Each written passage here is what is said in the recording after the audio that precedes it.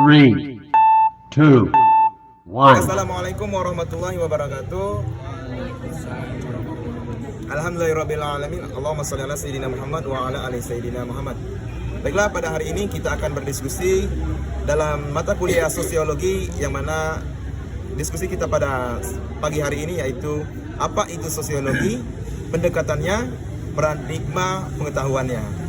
Yang mana dalam hal ini yang pertama akan disampaikan dan dibacakan oleh Saudara Ibnu Hajar Utama yang akan membacakan pendahuluan di sosiologi kali ini. Silakan, Saudara. Definisi sosiologi. Peter Sorikin.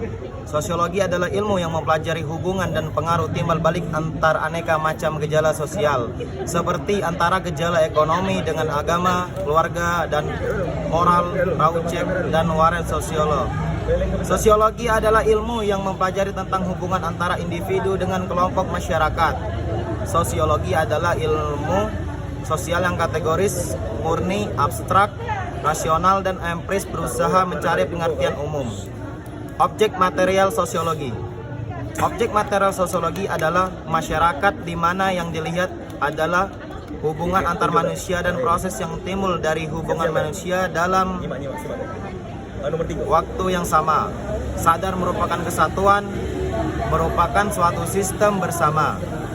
Terjadinya masyarakat karena adanya dua hasrat dalam diri manusia, keinginan untuk menjadi satu dengan manusia yang lain dan di sekelilingnya, keinginan menjadi satu dengan lingkungannya. Setiap masyarakat mempunyai komponen dasar yang membangun sistem: populasi, kebudayaan, hasil kebudayaan material, organisasi sosial, dan lembaga sosial. Sekian. Oke, baik. Itulah tadi dari Ibnu Hajar Utama menyampaikan definisi sosiologi. Adapun kaitannya dengan teori sosial yang akan disampaikan oleh Saudari Rahmawati. Silakan kepada Saudari Rahmawati. Kaitannya dengan teori sosial. Fungsi teori adalah menjelaskan dan memberikan petunjuk terkait sosiologi secara ilmiah, terkait fakta-fakta sosial. Istilah sosiologi dinyatakan secara jelas oleh Augustin Comte sebelumnya membatasi tentang masyarakat Plato, Aristoteles, John Locke, dan lain-lain. Teori sosiologi setelah kompeten dari mazhab geografi, mazhab orgis, mazhab formal, mazhab psikologi, mazhab ekonomi, mazhab hukum. Perbandingan sosiologi dan teori pendekatan.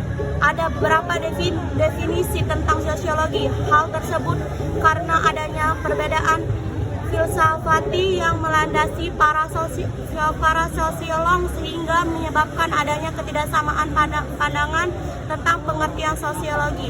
Di samping itu, teori-teori yang dikemukakan oleh para sosiolog juga berada dalam membahas hakikat makna sosiologi. Ada perbedaan mengenai pengertian sosiologi tersebut juga karena ada perbedaan paradigma tentang sosiologi menurut Georites. Paradigma sosiologi ialah 1. Paradigma fakta sosial, 2. Paradigma definisi sosial, 3. Paradigma perilaku sosial. Oke, baik. Untuk materi yang sama akan dilanjutkan oleh Rizky Ramadan. Silakan kepada Rizky Ramadan. Dengan demikian, sebagai akibat adanya perbedaan paradigma dan teori itu, maka konsekuensinya metode pendekatan yang digunakan oleh para sosiolog terhadap perbedaannya. Meskipun terdapat perbedaan di antara para sosiolog mengenai pengertian sosiologi, tetapi pada dasarnya dapat ditemukan bahwa sosiologi adalah suatu ilmu yang mempelajari tentang individu, masyarakat, dan hubungan antara keduanya. Apabila ditinjau dari sejarah lahirnya sosiologi, maka hal itu sangat erat hubungannya dengan apa yang terjadi di benua Eropa bagian barat, yaitu tumbuhnya kapitalisme, perubahan sosial politik, tumbuhnya individualisme, reformasi Martin Luther, lahir dan timbulnya ilmu pengetahuan yang bersifat modern, perkembangan rasa percaya diri dan revolusi individu, serta revolusi Prancis. Bertolak dari pengertian tersebut di atas, maka sosiologi akan berkembang sebab masyarakat yang senantiasa berkembang akan menurun.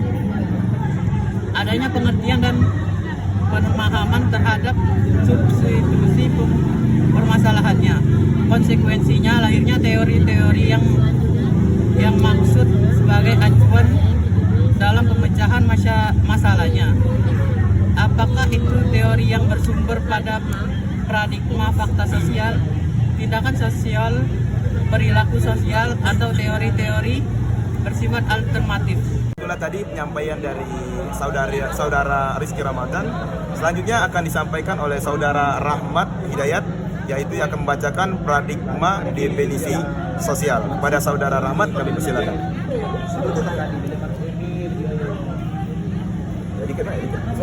Dua, paradigma definisi sosial. Prinsip rasionalitas memberikan suatu landasan kuat terhadap paradigma definisi sosial yang didasarkan pada karya Max Weber. Menurut paradigma ini yang dianggap sebagai suatu kenyataan sosial yaitu tindakan sosial. Sebelum membahas konsep Max Weber tentang tindakan sosial sebagai suatu kenyataan sosial dalam sosiologi, maka kiranya perlu dikemukakan terlebih dahulu pandangannya tentang kenyataan yang konkret. Masalahnya, kenyataan yang konkret tersebut sebenarnya telah lama diperdebatkan, misalnya oleh Plato, Aristoteles, Anselmus, dan Abelardus. Di satu pihak, bagi mereka yang menganut paham universalisme, menyatakan bahwa yang benar adalah yang umum. Di lain pihak, yang menganut paham nominalisme menyatakan bahwa yang benar adalah yang khusus dalam arti ada secara konkret.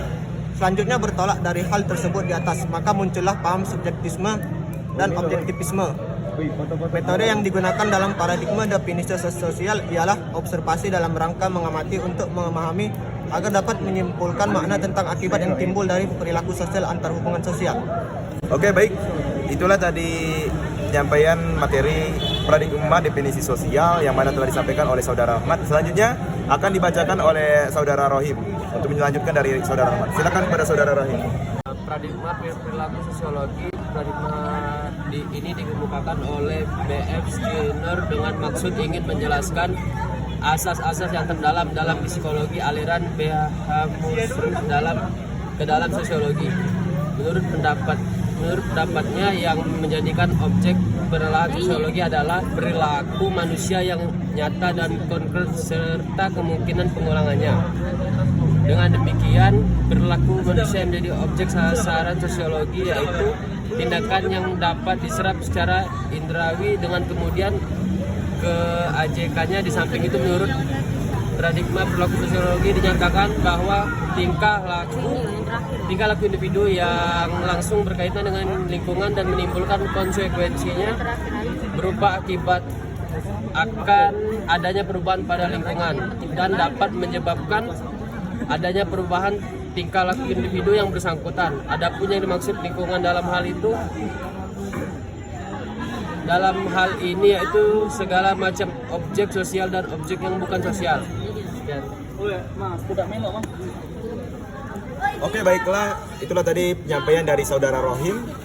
Sekarang kita lanjutkan kepada saudari Ayu Satya Nirmalasari. Kepada Ayu kami persilakan. Dalam hal ini, George Hoffman mengakui bahwa suatu fakta sosial dapat menyebabkan fakta sosial yang lain.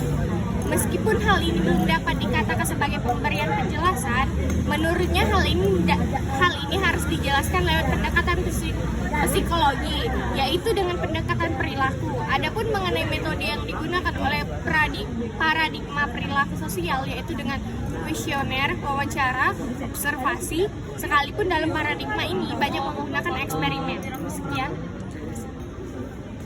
Baik, itulah tadi dari Ayu Satya Nirmalasari. Mungkin sampai di sini sajalah untuk diskusi kita pada pagi hari ini tentang sosiologi pengetahuannya. Baik, mungkin itu saja dari saya. Saya akhiri.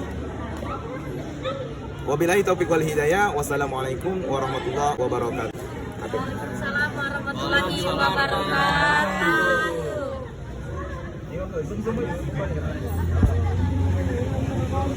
Yang kelewatan nggak sih?